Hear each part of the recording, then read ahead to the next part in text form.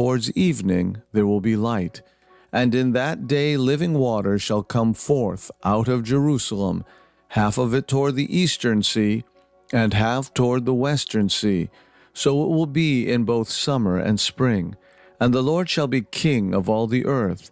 And in that day the Lord shall be one Lord, and his name one name, encircling all the land, even the wilderness from Geba to Rimmon south of Jerusalem. But Ramah shall remain in her place, from Benjamin's gate to the place of the first gate, to the gate of the corners, and to the tower of Hananeel, as far as the king's wine presses. They will dwell in her, and it will no longer be a curse.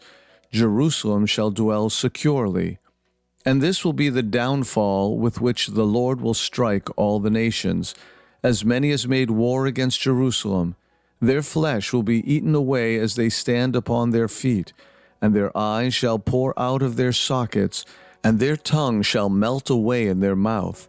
In that day there shall be a state of great bewilderment upon them from the Lord. Each of them will seize the hand of his neighbor, and his hand will become locked with the person near to him. And Judah shall draw up for battle in Jerusalem, and he will gather together the strength of all the surrounding peoples, the gold, the silver, and the apparel in great abundance. And this will be the overthrow of the horses and the mules, the camels and the donkeys, and all the cattle that are in those camps throughout this downfall. And it shall come to pass that whoever may be left of all the nations that came against Jerusalem, they too will go up every year to worship the King, the Lord Almighty, and celebrate the Feast of Tabernacles. And it shall be that whoever from all the tribes of the land will not go up to Jerusalem to worship the King, the Lord Almighty, even these will be added to the others.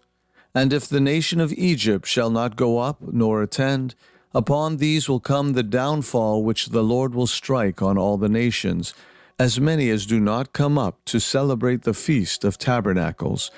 This will be the sin of Egypt and the sin of all the nations, as many as do not come up to celebrate the Feast of Tabernacles. In that day there will be engraved in the bridle of every horse, Holy to the Lord Almighty. And the kettles in the house of the Lord will be like bowls before the altar. And every kind of kettle in Jerusalem and Judah will be holy to the Lord Almighty. And all who sacrifice will come and take from them, and shall cook in them. And in that day the Canaanite shall no longer be in the house of the Lord Almighty. Psalm 99.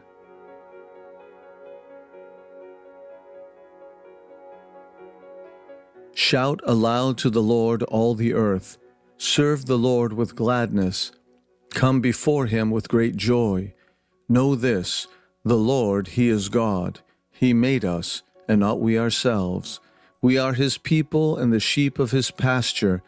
Enter into his gates with thanksgiving, and into his courts with hymns.